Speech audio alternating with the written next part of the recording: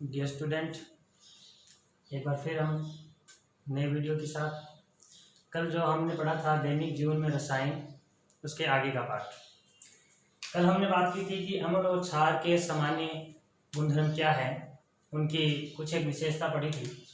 आज हम पढ़ेंगे कि कोई पदार्थ अम्ल है या क्षार है, इसके बारे में कई वैज्ञानिकों की अलग अलग अवधारणाएं हैं, जिनमें हम सबसे पहले पढ़ेंगे ऑर्नियस की अवधारणा। अर्नियस एक वैज्ञानिक थे जिन्होंने अम्ल और क्षार की अवधारणा बताई थी, यानी इनकी थ्योरी बताई थी। क्या कहा था? ऑर्नियस ने कहा था कि अम्ल वह पदार्थ है जो जलीय विलयन में अपघटित होकर के हाइड्रोजन आयन देता है, यानी H+ आयन या हाइड्रोजन आयन देने वाला जो पदार्थ है वो अम्ल कहलाता है। जलीय विलयन में अपघटित होकर के H+ आयन देने वाला पदार्थ है वो अम्ल कहलाता है। और जलीय विलयन में OH- आयन यानी हाइड्रोक्सिल आयन देने वाला पदार्थ है वो क्षार कहलाता है। ये बात ऑर्नियस ने कही थी। वह पदार्थ जो जलीय विलयन में H+ आयन देता है, यानी हाइड्रोजन आयन देता है, वो अम्ल कहलाता है। जलीय विलयन में अपघटित होकर के OH- आयन या हाइड्रोक्सिल आयन देता है, वो क्षार कहलाता है। यह अवधारणा ऑर्नियस ने अम्ल और क्षार की दी थी। इस अवधारणा के अनुसार जैसे इनके उदाहरण देखिए, HCl अम्ल है, ये अपघटित हुआ, अपघटित होकर के H+ और Cl- में टूट गया, यानी ये H+ आयन निकल गया। इसी तरीके से H2SO4 ये भी अपघटित हुआ और H+ और SO4- में टूट गया।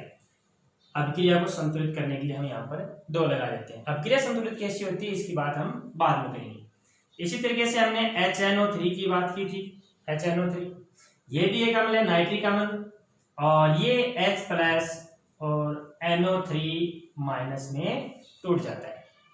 इस तरीके से कहा गया जो H+ आयन देगा वो अम्ल, और दूसरा क्षार यानी जो OH- आयन देंगे, जैसे NaOH सोडियम हाइड्रोक्साइड, ये अपघटित होगा और Na+ और OH- आयन देगा। इसी तरीके से पोटेशियम हाइड्रोक्साइड अपघटित होगा, K+ और OH- आयन देगा। एक चीज ध्यान रखना है यहाँ पर, ये जो H+ आयन होता है ये अत्यधिक क्रियाशील होता है, और जब ये अपघटित होता है, अम्ल अपघटित होता है जल के साथ, तो जल के साथ ये H+ आयन जो है वो जल के साथ क्रिया करता है, और जल के साथ क्रिया करके बनाता है H3O+, जिसे बोलते हैं हाइड्रोनियम। क्या बोलते हैं दोस्तों? Hydronium ion. ये हाइड्रोनियम आयन बनाता है। इसके अलावा अम्ल और क्षार के दो प्रकार होते हैं। एक होता है प्रबल अम्ल और प्रबल क्षार, एक होता है दुर्बल अम्ल और दुर्बल क्षार। देखिए प्रबल अम्ल क्या होता है और दुर्बल अम्ल क्या होता है। अम्ल की अगर हम बात करें, प्रबल और दुर्बल।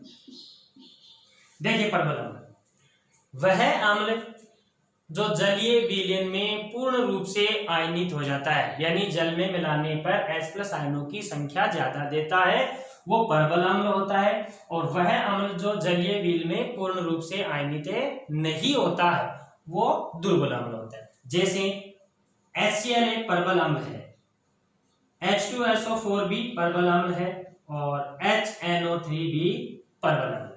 इसी तरीके से दुर्बल अम्ल जो जलीय विलयन में पूर्ण रूप से आयनित नहीं होते हैं। एसिटिक अम्ल CH3COOH, एसिटिक अम्ल जो है वो दुर्बल अम्ल में आता है। ये होता है कार्बोनिल अम्ल H2CO3, ये दुर्बल अम्ल। इसी तरीके से अगर हम क्षार की बात करें, तो क्षार में भी 2 होते हैं, एक प्रबल क्षार होता है और एक है वो दुर्बल क्षार होता है।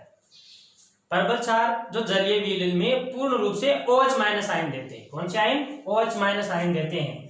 जैसे KOH एक प्रबल क्षार है, NaOH ये भी एक प्रबल क्षार है, CaO OH2 कैल्शियम हाइड्रोक्साइड, ये भी एक प्रबल क्षार है। अगर दुर्बल क्षार की बात करते हैं तो MgOH2, कल हमने बात की थी milk of magnesium, magnesium hydroxide, और NH4OH अमोनियम हाइड्रोक्साइड, ये जो है वो दुर्बल क्षार। दोस्तों बात यही खत्म नहीं होती कि ऑर्गेनिज ने अम्ल और क्षार की अवधारणा बताई कि अम्ल H+ आयन देते हैं और क्षार OH-, लेकिन कुछ पदार्थ ऐसे होते हैं जिनमें न तो हाइड्रोजन आयन होते हैं और न ही उसमें OH- आयन होते हैं। यानी उन तत्वों के लिए फिर एक नई संकल्पना आई, और वो नई संकल्पना क्या है? नई संकल्पना है ब्रांस्टेड-लोरी की संकल्पना। दूसरी जो संकल्पना है वो है ब्रांस्टेड-लोरी। ये दो वैज्ञानिक थे, ब्रांस्टेड जोहानसन, ब्रांस्टेड अलग था, थॉमस एम लोरी, ये दो अलग अलग वैज्ञानिक थे। उन्होंने थ्योरी बनाई थी, सिद्धांत दिया था अम्ल और क्षार के बारे में, और ये सिद्धांत था प्रोटॉन के आधार पर। किसके आधार पर था? प्रोटॉन के आधार। इन्होंने क्या कहा था अम्ल और क्षार के बारे में? अम्ल और क्षार, इन्होंने कहा था वह पदार्थ जो प्रोटॉन दाता है वह अम्ल कहलाता है, और वह पदार्थ जो प्रोटॉन ग्रहण करता है वह क्षार कहलाता है। यानी क्षार प्रोटॉन ग्राही होता है और अम्ल प्रोटॉन दाता होता है। जैसे उदाहरण करते हैं, HCl एक अम्ल है और जल, इन दोनों की जब क्रिया करवाते हैं तो क्रिया कराने से यहां से जाहिर सी बात ये अम्ल है, तो अम्ल से क्या गया? अम्ल प्रोटॉन दाता होता है, यानी ये एक प्रोटॉन निकालेगा, ये H+ आयन को निकालेगा, तो यहाँ पर क्या बन जाएगा? Cl- बन जाएगा। और ये जो एक हाइड्रोजन निकला है ये इस जल के साथ जुड़ जाएगा, तो ये H3O+ बन जाएगा। यानी ये जो है HCl और Cl, इसको HCl ये बन गया Cl-, इसको बोलेंगे हम संयुग्मी क्षार। क्या बोलेंगे दोस्तों? संयुग्मी क्षार। और ये बोलेंगे संयुग्मी अम्ल, यानी इसे हम संयुग्मी अम्ल क्षार भी कह सकते हैं प्रोटॉन के द्वारा। लेकिन बात यहीं पे खत्म नहीं होती है, ब्रांस्टेड-लोरी ने प्रोटॉन के आधार बता दिया, लेकिन कुछ अप्रोटिक अम्ल होते हैं। कैसे होते हैं?